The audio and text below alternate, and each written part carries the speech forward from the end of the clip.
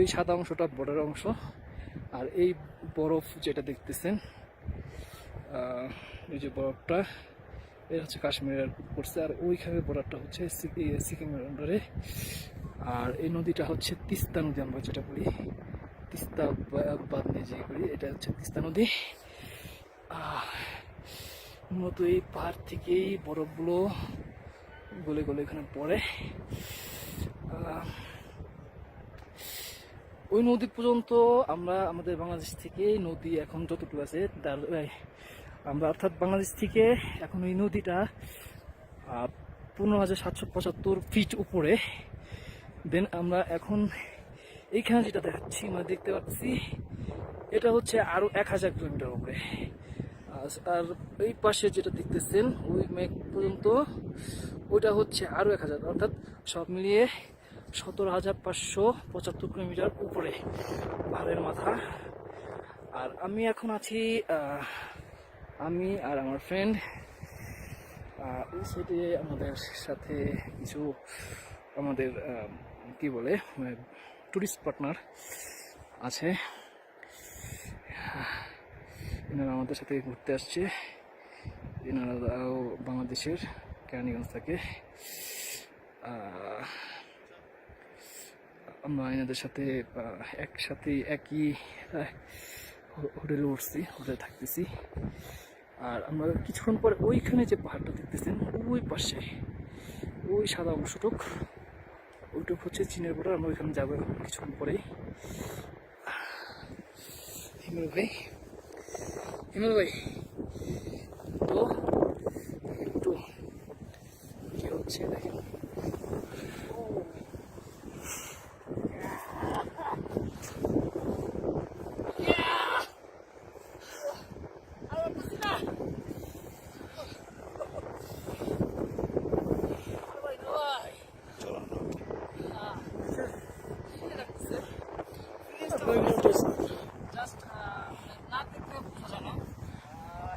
আসলে অনুভূতি বা ফিলিংস যেটাই বলি বোঝা সম্ভব না। এখানে আসলে পরে জাস্ট অসম জায়গাটা। যখন বড় ছিল তখন তো আরো সুন্দর ছিল, আর ওইখানে যখন আমরা যাই তখন আরো সুন্দর।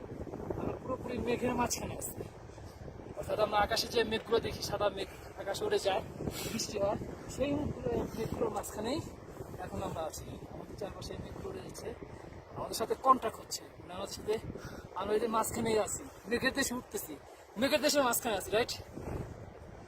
যে বলে না এই মেঘের দেশে উঠতে যাবো, সেম আমরা এখন মেঘের দেশে আছি। খুব ভালো লাগতেছে, মনটা খুব ভালো হয়েছে, কিন্তু হাত প্রচন্ড বেড়েছে, ঠান্ডায় হাত কুচকে গেছে, ঠোঁট তো শুকায় গেছে। আমার এক বন্ধু দীপু, ওর শ্বাসকষ্ট হচ্ছে, ও উঠতে পারতেছে না।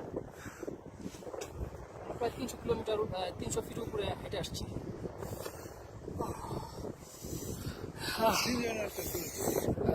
আসলে তিনজনে একটা ভিউ হয়ে যাক, না হয়ে যাক।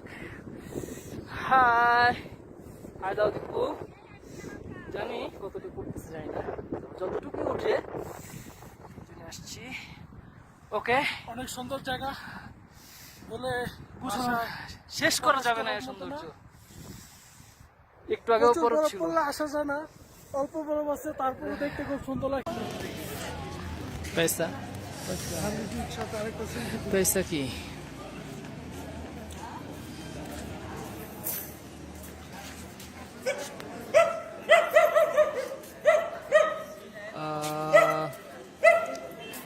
গ্যাংটক,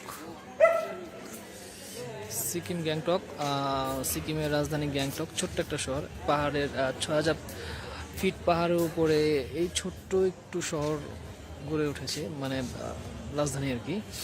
তো ইন্ডিয়াতে সিকিমে মহাত্মা গান্ধীর প্রথম ঢুকতে গেলে মানে এমজি মার্কেট বলা হয় এটাকে, এই রাজধানীতে এই রোডটাতে ঢোকার আগেই ফার্স্টেই এই মহাত্মা গান্ধীর এই মূর্তিটা পাওয়া যায়।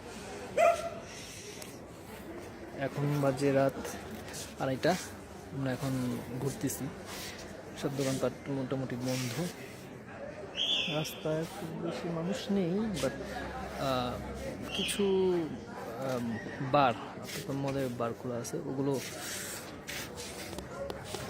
ওগুলো থেকে মদ খেয়ে মানুষ বেরোচ্ছে। এখানে মদ খাওয়া ওপেন কোনো ঘটনায় না, ওপেন খায় সবাই। হিমেল ভাই হাই। হাই। 3 জনের ট্যুর, দ্যাট মিনস রাতে হাঁটতেছি, খুব ঠান্ডা। পাহাড়ের উপরে যেহেতু মেঘও আসে, কিছুক্ষণ পরে মেঘ আসবে এবং এই জায়গাটা কুয়াশার মতো হয়ে যাবে। দীপু সে হাই। হাই। যাই হোক, কোনো জোশ নাই, অনেক জার্নি করে এসেছি। হ্যাঁ, আজকে আমরা লাচন এবং 0 পয়েন্ট থেকে আসছি নাকি। যাই হোক, গোল্ডেন ডেস্টিনেশন না চলতেছে, পুরোটা ভিউ করবো। এখানকার মানে যা আছে সব চলতেছে। বসার একটা সুন্দর পরিবেশ আছে, বাটার শোরুমও আছে এখানে, বাটার ইয়ে বিক্রি হয়, শু বিক্রি হয়। একটা হচ্ছে উডল্যান্ড নাকি কোথায় যেন দেখছি। কি উডল্যান্ড? স্যামসাং। দ্যাট মিনস তোমরা সবাই হাই দিলে, আমি দিব না? আমাকে হাই দিতে হবে না? হাই দিব না? হাই আসছে, আসবে। যাই হোক, এখন সবই বন্ধ। এটা একটা জুস বার, বাট এখানেও কিছু ইয়ে হয়। কি খাবেন? জুস বার খাবেন না কিছু?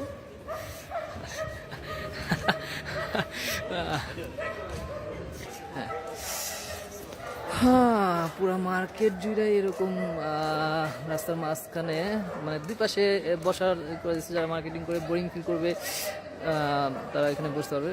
ভিউটা সুন্দর। এই যে বার, এখানে বার মানে হচ্ছে ওপেনলি মদ, ড্রিঙ্কস যাই বলেন না কেন, সব কিছু ওপেনলি বিক্রি হয় এবং সবাই খায়, স্বাচ্ছন্দ্য বোধ করে। এখানে আমাদের দেশে হচ্ছে মদ না খেলে, মানে মদ খেলে পরে এটা খারাপ, বাট এই দেশে এটা খেতেই হয়, প্রচুর ঠান্ডা। আর এটা না খেলে নাকি তাদের কি বলে, পুরুষত্ব থাকে না, এরকম কিছু বোঝায়। যাই হোক, খুব ভালো লাগতেছে জায়গাটা। মেবি আকাশের মেঘটা দেখতে পাচ্তেছেন, ওই বিল্ডিং এর উপরে গেলেই মেঘটা ধরা যাবে। মেঘ চলে আসছে এখানে আমাদের কাছে, কিছুক্ষণ পরে আমরা এখানে দেখতে পাবো। হ্যাঁ, মাজওয়ান রেসিডেন্সি আমরা রাইখে আসছি, ওই দিকে ওইখানে রেখে আসছি, পিছনে ওইখানে আছে। হ্যাঁ চলো, এখানে আমরা আরেকটা জিনিস দেখতেছি, মহাত্মা গান্ধীর কি একটাই আছে, এই মহাত্মা গান্ধীর একটা মূর্তি।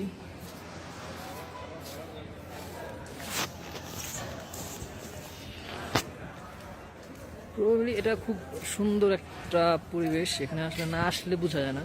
আসছি, দেখতেছি, ভালো লাগছে।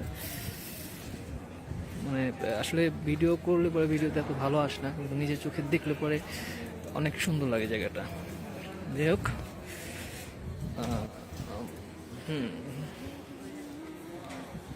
যাই হোক, এখন অনেক রাত, এখন মোটামুটি ঠান্ডা লাগতেছে, বাতাসও আসছে, অর্থাৎ এখন মেঘ আসবে। আপনাদের কিছুক্ষণ আগে যে মেঘটা দেখালাম সেটা এখন আসতেছে কাছের দিকে, নিচের দিকে আসতে, এই দিকে আসতেছে আমার দিকে। সো কিছুক্ষণ পরে দেখা যাবে আমি কুয়াশা আবৃত হয়ে যাবো, হয়তোবা আপনারা ভাবতে পারেন, বাট এটা কুয়াশা না, এটা মেঘ।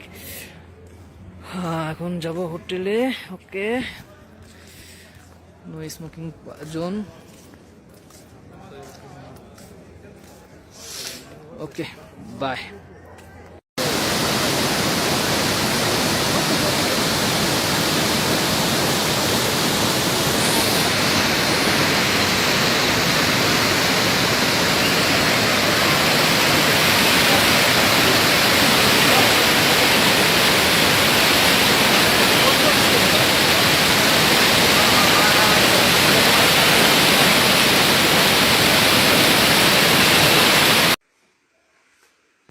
এই যে আমাদের সামনে সবুজ সাপ ঘুমিয়ে আছে, তাকে ডাক দিচ্ছি, সবুজ সাপ ওঠেন, আজকে আমরা 0 পয়েন্ট আর ইয়ামতাম বিলি যাব।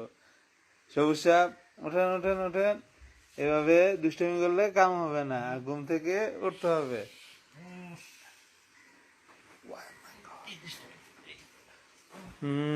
দেখেন আমরা এই হোটেলের মধ্যে আছি, সুন্দর একটা পরিবেশ, সুন্দর একটা জায়গা, সুইটনেস, ব্রাইটনেস, এত সুন্দর জায়গা আপনারা যদি না আসেন বুঝতে পারবেন না।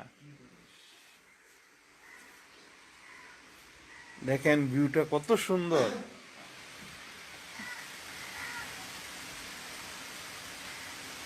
আপনি যদি